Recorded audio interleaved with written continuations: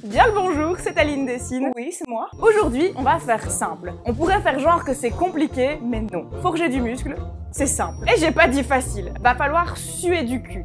Mais la théorie, c'est simple. Ouais, génial, mais dans combien de temps j'aurai des résultats? Tu ne me coupes pas la parole. On est la même personne, donc techniquement, tu t'es coupé la parole toute seule. Oui, mais une chose à la fois, laisse-moi d'abord expliquer les choses dans l'ordre. D'accord. Il y a une première partie à cette vidéo, donc si tu l'as pas déjà vue, je t'invite quand même à aller la regarder pour être sûr d'avoir bien tout compris sur comment te forger un énorme cul. Ou des énormes bras, ça marche aussi. Parce que oui, la théorie que je vais t'expliquer aujourd'hui fonctionne sur tous les autres muscles, c'est juste que c'est moins putaclic. Petit rappel indispensable, t'es pas obligé de te muscler. Si t'as envie d'avoir des gros muscles de cul, de bras ou de n'importe où, genre des gros muscles de doigts,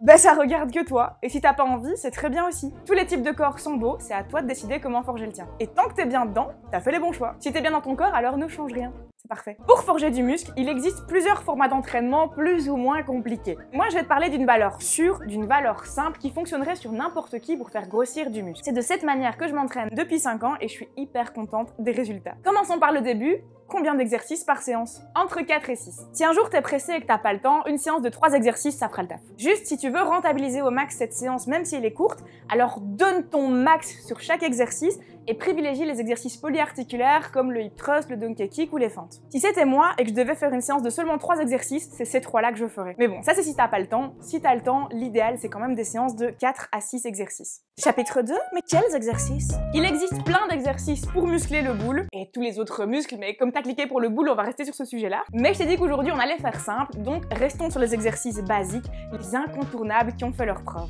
Le hip thrust. Le hip thrust. Le hip thrust. Le hip thrust. Intègre-le à toutes tes séances jambes. C'est le meilleur exercice pour faire grossir ton fessier. Il y a eu des études là-dessus, mais rien qu'en me basant sur ma propre expérience, c'est le meilleur exercice pour faire grossir ton cul. Le donkey kick. Je le déteste. Il est affreusement fatigant et ça brûle du cul, mais bordel, qu'est-ce qu'il est efficace. Les fentes ou les squats. Bon, ça sert à rien de faire les deux sur la même séance, ce serait la même chose. Ce que tu peux faire si t'as envie, c'est alterner une séance avec des squats, et puis la suivante avec des fentes, et puis des squats, et puis des fentes, ou faire que des squats ou que des fentes. C'est plus ou moins kiff-kiff. Et tu peux les faire à la barre guidée ou à la barre libre. Là aussi, c'est toi qui vois. Il y a beaucoup de gens qui disent « Ouh là là, faut absolument faire en libre, c'est beaucoup mieux ». Bah pas spécialement. La barre guidée, c'est quand même très sécurisant. Si à la barre libre, t'es moins en confiance, que t'as peur de te faire mal et qu'à cause de cette crainte, eh bien tu limites tes charges, eh bien ça va limiter également tes résultats. Si avec la barre guidée, tu te sens plus en confiance et que ça te permet de donner ton max, alors privilégie toujours ce qui te permet de te dépasser au mieux. C'est l'intensité de ton entraînement et l'intensité de ton effort qui va définir tes résultats, pas le fait que tu les fais en libre ou à la Smith Machine. Un autre exercice qui est très similaire et qui peut remplacer les squats ou les fentes si tu le préfères, c'est la presse inclinée. Ça fait très bien le taf. Si tu veux ma petite préférence, les fentes sont un poil au-dessus des squats et de la presse inclinée en termes d'efficacité. Mais c'est vraiment de très peu, donc si t'aimes pas les fentes, ne te tracasse pas, ça ne te freinera pas. Le soulevé de terre jambes tendues, super exercice aussi. Il n'est pas incontournable comme le hip thrust ou les donkey kick, mais si tu l'aimes bien, c'est un exercice qui a fait ses preuves. Il faut aussi penser à intégrer un exercice d'abduction à chacune de tes séances. Ça, c'est souvent la phase un peu relax de l'entraînement.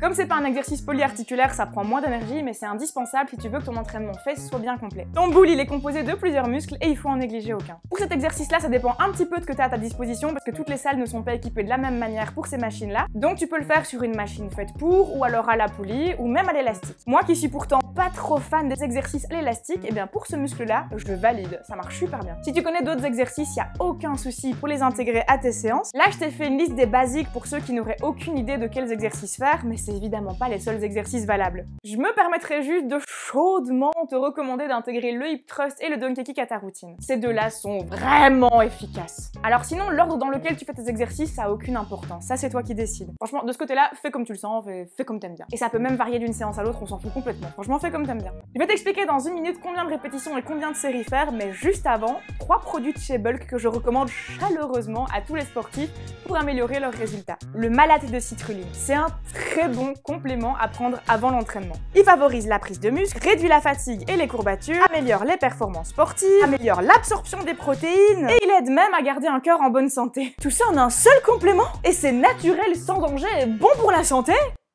C'est de la magie ton truc. Pour bien profiter de tous ces bienfaits, c'est à prendre 30 à 90 minutes avant chaque entraînement. La créatine, le meilleur complément alimentaire, ça augmente la masse musculaire et les performances sportives. Qu'est-ce que tu veux que je te dise de plus? Qu'on le trouve naturellement dans la viande et que c'est un acide aminé naturel? C'est le cas. Ce complément-là, tu prends une dose par jour, n'importe quand dans la journée. Et en troisième, la whey. Les protéines, c'est la matière première de tes muscles. Si tu en manques, tu peux t'entraîner aussi dur que tu veux, ton muscle ne grossira pas. La whey, c'est juste un moyen simple d'être sûr d'avoir chaque jour ton quota de protéines. Comme toujours, tu as moins 25% de... Comme d'habitude, tu as moins 25% sur tout le site Bulk avec le plus merveilleux de tous les codes, le code PIPOUN. Je t'ai mis le lien du site Bulk en description de la vidéo. C'est un lien traqué, ça permet à la marque de voir le trafic que je génère sur leur site. Donc même si tu n'as pas l'intention d'acheter quoi que ce soit, si tu cliques dessus, ça soutient la chaîne et ça m'aide moi. Chapitre 3, combien de reps et combien de séries? Avant tout, très vite fait, qu'est-ce que c'est? Une rep, c'est une abréviation pour le mot répétition. C'est un mouvement d'un exercice. Et une série, c'est un ensemble de mouvements d'un exercice. Une série de 8 squats, c'est toi qui fais 8 squats d'affilée. Donc je vais répondre à cette question, combien de reps et combien de séries? Le format que je te conseille, c'est 4 séries par exercice. Une série de 12 répétitions, puis une série de 10 répétitions, et puis une série de 8, et puis une série de 6. Je sais pas si c'est l'appellation exacte, mais moi je dis que je m'entraîne en 12, 10, 8, 6. Ça fait 5 ans que je m'entraîne comme ça, et c'est à cette méthode que je dois mes résultats, donc merci le 12, 18, 6. Bon, maintenant, quel poids? Combien de kilogrammes? Kilogrammes? Je vais pas te donner un chiffre parce que le poids idéal pour toi, bah, il dépend de toi. Mais je vais t'expliquer comment savoir combien tu dois porter. Dans ce format d'entraînement, chaque série va être plus lourde que la précédente. La première série, celle de 12, c'est la plus légère. Ensuite, la seconde série, la série de 10, est un peu plus lourde. La série de 8, tu t'approches de tes max, et la série de 6, c'est le maximum de ta force, c'est le grand final. Les deux premières séries, celle de 12 et puis celle de 10, c'est les deux séries les plus légères. Mais elles doivent pas être faciles pour autant. Ah non, non, non. Non. Idéalement, il faudrait que tu commences à sentir une bonne brûlure sarrasse dans ton muscle à partir de la 7e rep environ. Environ, hein. Tout ce que je veux dire, c'est simplement qu'il faut pas que tu arrives à la 10e répétition en disant « Ah oui, ça commence un petit peu à brûler, tranquillou, si je fais attention, oui, je le sens un peu, oui. » Si tu sens que c'était un peu dur, mais que tu aurais pu porter plus lourd, eh bien la prochaine fois, tu porteras plus lourd. Tes résultats et le volume musculaire que tu vas acquérir sont entièrement proportionnels avec les efforts que tu fournis. Tu veux les meilleurs résultats possibles, le plus vite possible, alors arrange-toi pour être le plus en difficulté possible à chaque série. La troisième série, celle de 8 répétitions, là ça devient des grosses charges, mais c'est pas encore ton max. Mais c'est déjà des grosses charges. Ce sera la série de 6 l'apothéose, ce sera là que tu vas donner le paquet. La série de 8, elle va te servir à appréhender ce max, c'est un intermédiaire. Et puis aussi, bah, elle sert à te muscler le cul, hein, comme chaque série. Y a pas de série inutile. La quatrième série, celle de 6 répétitions, ça doit être le bouquet final, ça doit être le plus lourd que tu sois capable de porter. Et si t'as mis tellement lourd que t'arrives pas à faire les 6 correctement, disons que la 5e est un peu bof et que la 6e est vraiment pas terrible, voire même que t'as pas réussi à la faire du tout, eh ben c'est super! Bravo! Bravo! Notre objectif, c'est pas de faire des mouvements parfaits du début à la fin de la séance. Notre objectif, c'est de faire grossir un muscle. Et pour ça, il faut le pousser à bout. Il faut lui niquer sa mère. Si t'arrives au poids où ton cerveau, il hurle sur ton muscle, putain mec, mais soulève ce poids! Et que ton muscle est là, j'essaye gros, je te jure, j'essaye, mais c'est trop dur! Eh ben c'est parfait. Et dans le choix des poids, c'est exactement le même principe. C'est pas combien de kilos t'as soulevé qui va définir tes progrès, mais c'est la difficulté que tu as eu à soulever ce poids. Exemple, il y a une nana qui porte 100 kg au squat tranquillou bilou sans froncer un sourcil, sans une goutte de sueur. Et à côté, t'as une nana qui soulève 25 kg mais qui tremble de tout son être, et elle galère, et elle est toute rouge, elle a des veines dans le cou, et elle est sûre. Et bien des deux, c'est celle-là qui aura travaillé le plus efficacement son muscle. Et c'est également celle-là qui aura le plus progressé. Et c'est d'ailleurs pour ça qu'il va falloir que tu augmentes tes poids au fur et à mesure de ta progression si tu veux continuer à prendre plus de volume. Si à un moment, tu te dis que t'es très bien comme ça et que tu veux pas plus,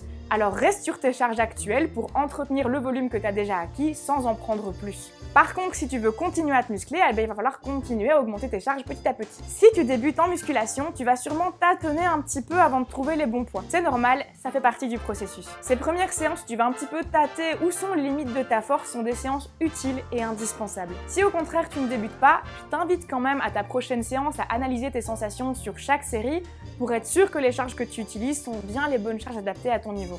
Eh dis donc, moi j'ai été patiente, hein, donc maintenant tu vas me dire dans combien de temps j'aurai des résultats, hein? Oh, oulala, ok. Il est possible que dans un tout premier temps, disons les 3-4 premières semaines de ton entraînement, tu ne vois pas directement une grosse différence visuelle. Il faut le temps que tout ça s'active bien. Et une fois ce cap passé, c'est là que tu vas progresser le plus vite. La première année, si tu t'entraînes bien, tu vas être une vraie fusée niveau progrès. De ce que j'ai vu sur les filles qui débutent et qui s'entraînent avec cette méthode, le premier mois, peu de changement. Le deuxième mois, ah ouais, là, ça y est, ça commence à bien changer. Et le troisième mois, oh mon Dieu, mais est-ce que c'est vraiment la même personne? J'exagère un petit peu, mais en gros, sur 3 mois, si tu t'entraînes vraiment bien, il y aura déjà un monde de différence. Mais évidemment, tu t'arrêtes pas au bout de 3 mois. Tu peux progresser aussi loin que tu veux. Moi, ça fait 5 ans, et même si c'est devenu très lent, je continue de progresser. La méthode que je viens de t'expliquer, elle fonctionne avec tous les muscles. Moi, j'utilise surtout pour me faire un gros boule, mais en vrai, ça fonctionne vraiment avec tous les autres muscles. Il y a une seule exception, les abdos. C'est un groupe musculaire un petit peu à part, et si tu veux te faire des abdos, c'est pas la meilleure façon de faire. Mais j'ai créé une playlist qui explique tout ce qu'il faut savoir à ce sujet si ça t'intéresse. Merci d'avoir regardé ma vidéo jusqu'au bout, j'espère que ça t'aidera. Ça me ferait super plaisir si tu pouvais me faire un retour de tes prochaines séances la prochaine fois si tu utilises ma méthode, me dire un petit peu comment tu l'as senti, si t'as soulevé lourd et tout, et me dire que c'était bien. Enfin, j'espère que c'était bien. Et si t'as des questions, n'hésite pas à les poser en commentaire. Si ça t'intéresse, sur Instagram, je partage tous mes entraînements, donc si tu veux, n'hésite pas à me suivre là-bas. Et puis, je suis aussi présente sur TikTok. Dernier petit truc avant la fin, si t'as aimé cette vidéo, n'oublie pas de la liker. Tu serais vraiment un petit chat en chocolat si tu pensais à t'abonner et activer la cloche. Si tu es déjà abonné et que tu as déjà activé la cloche, c'est-à-dire tu es déjà un petit chat en chocolat. Et moi, d'ici à la prochaine vidéo, je te fais des gros poutous.